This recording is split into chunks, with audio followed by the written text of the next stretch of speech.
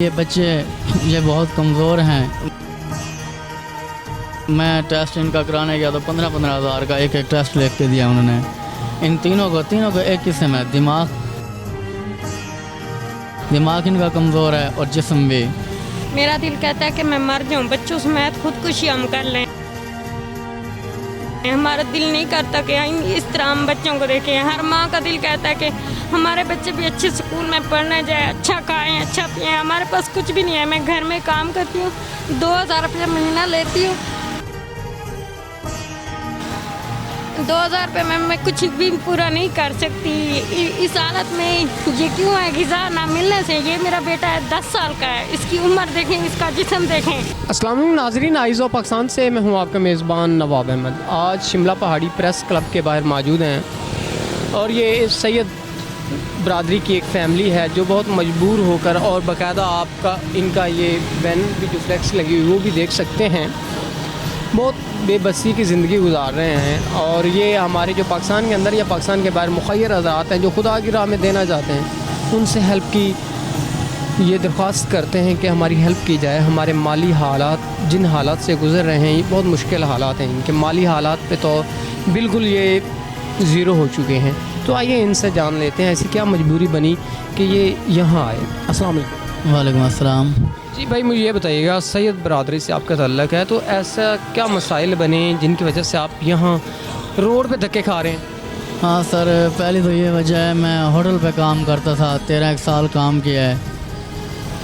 तंदूर पे रोटियां लगाता था। मुझे नक्सीर कम से कम कोई 8-9 साल हो गए नक्सीर हो रही है, नाक से, और बवासीर है, खूनी बवासीर है। और उसके अलावा ये बच्चे ये बहुत कमज़ोर हैं। मैं टेस्ट इनका कराने गया तो 15-15 हज़ार का एक टेस्ट लिख के दिया उन्होंने। इन तीनों को एक किस्म है, दिमाग इनका कमज़ोर है और जिस्म भी। और मैं उनके पास काम करता था, उन्होंने मुझे छुट्टी करा दी है नक्सीर की वजह से। भाई हमारे गाहक जो है ना ख़राब होते हैं, आप कोई और काम लाभ लें।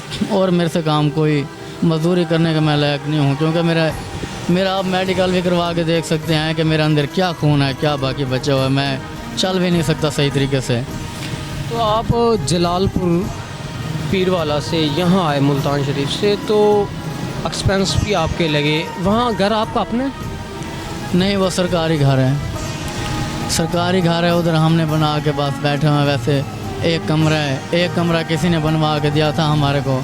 यहाँ आप बैठे हैं, आप अपने बच्चों का निज़ाम किस तरह चला रहे हैं? खाने पीने दरबार पहले आते हैं, या कोई अल्लाह का बंदा आता जाता दे जाता है, कोई घर से कोई चावल दे देता है, कोई रोटी दे देता है, नहीं तो दरबार से ले आते हैं।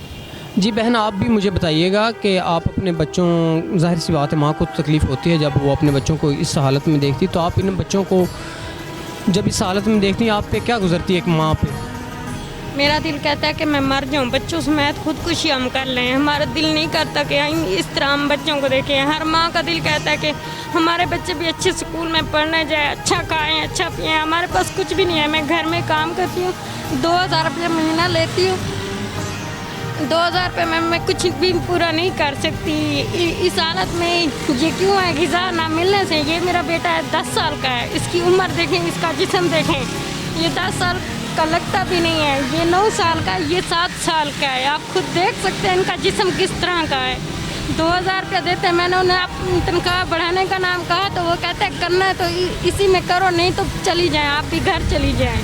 मेरा खामद जो बीमार रहता है वो कोई काम नहीं कर सकता। पहले होटल पे करता था, उन्होंने बस करा दी। उन्होंने कहा हम गाहक जो हैं वो नफ़रत करते हैं, वो रोटी आपके हाथ की नहीं खाते, क्योंकि आप जब रोटी लगाने लगते हैं आपको नाक आ जाती, खून आ जाता नाक से, तो फिर ये हमारे गाहक नफरत करते हैं। अब आपके लिए तो हम होटल नहीं बंद कर सकते, आप घर चले जाए, इसके अलावा और कोई काम मजदूरी नहीं कर सकते। भाई आप बड़ी तंगदस्ती के हालात से गुजर रहे हैं, तो मुझे ये बताइएगा, आपका कोई ज़ाती नंबर है जो हम स्क्रीन पे चलाएं ताकि जो भी मुखय्यर हज़रात हैं पाकिस्तान के अंदर या पाकिस्तान के बाहर, वो आप लोगों की थोड़ी बहुत सपोर्ट करें ताकि आपके माली हालात बेहतर हो जाए? जी, नंबर है 0307 280 290 2।